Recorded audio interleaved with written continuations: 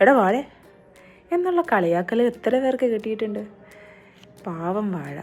എത്ര വിഭവങ്ങൾ നമുക്ക് ഈ വാഴ വെച്ചുണ്ടാക്കാം. കായ ബജി, പഴംപൊരി, കായ്പോളം, പിണ്ടിയൊലുത്ത്, കൊടപ്പനൊലുത്ത്, അങ്ങനെ. ഇന്ന് ചിപ്സ് ഉണ്ടാക്കുമ്പോൾ വേസ്റ്റായിട്ട് വരുന്ന കായയുടെ തൊലി വെച്ച് എങ്ങനെ നമുക്ക് ഒലുത്തുണ്ടാക്കാമെന്ന് നോക്കാം.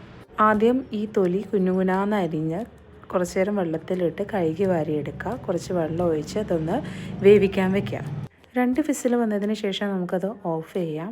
അതിനുശേഷം കുറച്ച് വെളിച്ചെണ്ണ ഒഴിച്ച് ചെറുള്ളി, വെളുത്തുള്ളി, വറ്റൽമുളക്, ഇച്ചിരി വേപ്പില എടുത്തിട്ട് ശരിക്കൊന്ന് വഴറ്റിയെടുക്കുക.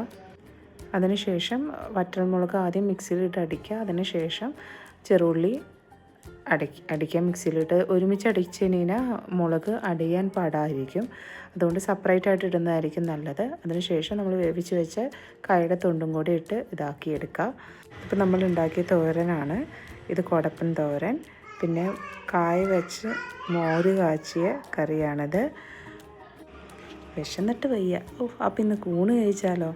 ചൂട് ചോറ് വാഴയിലിട്ട് ഇപ്പം ഉണ്ടാക്കിയ തോരനും കൊടപ്പത്തോരനും കായ മോര് കാച്ചിയതും ഇച്ചിരി കണ്ണിമാങ്ങ അച്ചാറും ലേശം തൈരും കൂടെ ഒഴിച്ച് ഇച്ചിരി പപ്പടം കൂടെയും കൂട്ടി ഒരു കുഴ വഹിക്കാം.